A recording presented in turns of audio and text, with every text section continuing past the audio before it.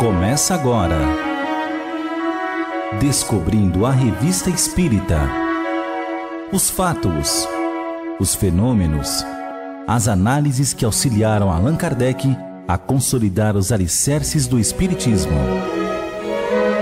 Descobrindo a Revista Espírita. Pesquisa e apresentação, Luiz Armando de Freitas Ferreira.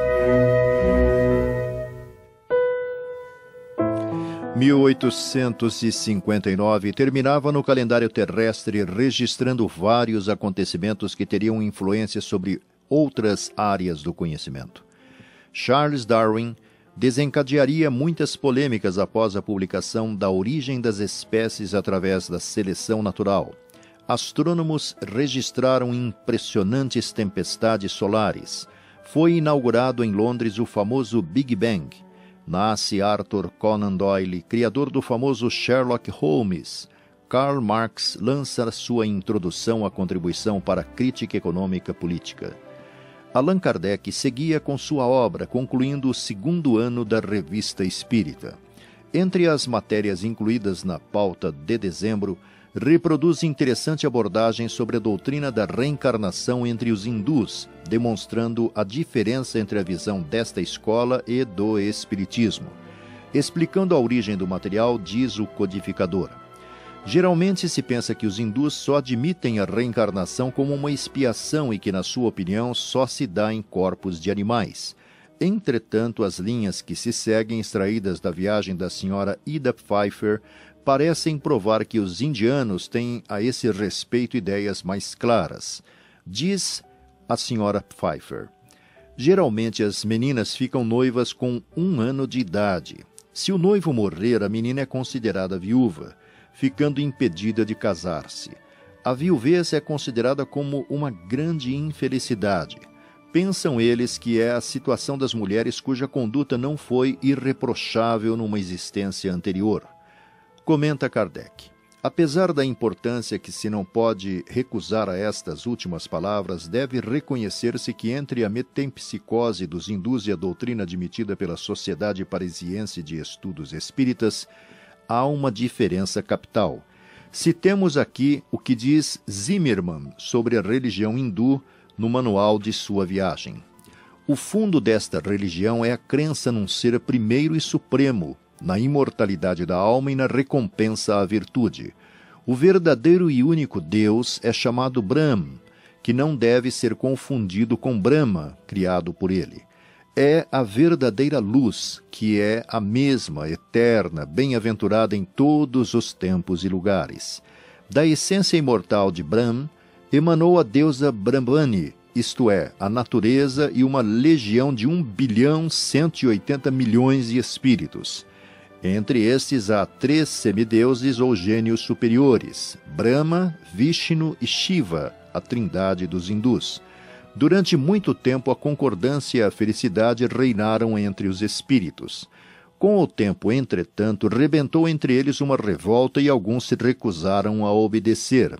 Os rebeldes foram precipitados do alto do céu no abismo das trevas. Deu-se então a metempsicose. Cada planta, cada ser inanimado por um anjo decaído. Esta crença explica a bondade dos hindus para com os animais. Consideram-nos como seus semelhantes e não o querem matar. Somos levados a crer que não foi senão com o tempo que tudo o que existe de bizarro nesta religião mal compreendida e falseada na boca do povo desceu até a insensata charlatanice. Basta indicar os atributos de algumas de suas principais divindades para explicar o estado atual da sua religião.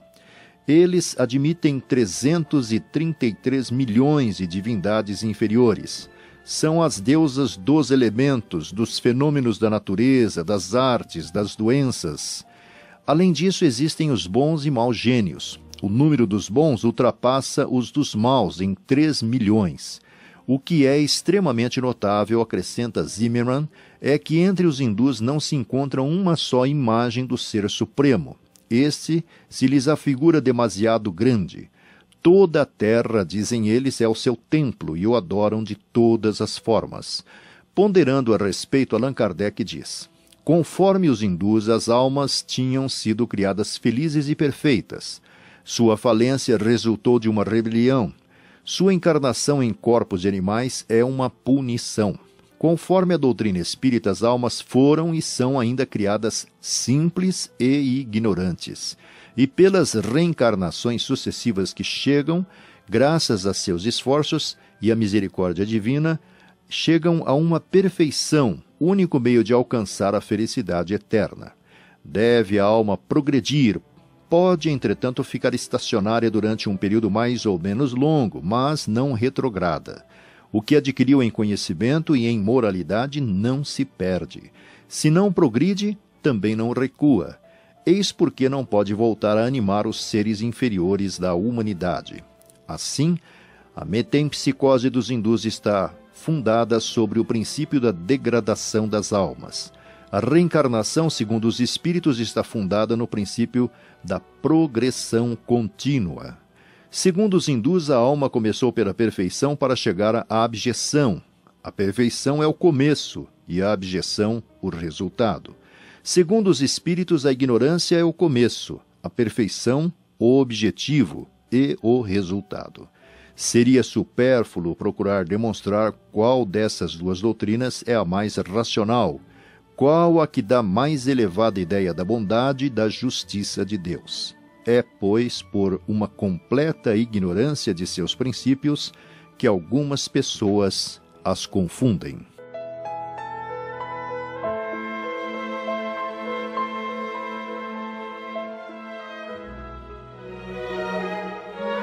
Você ouviu Descobrindo a Revista Espírita.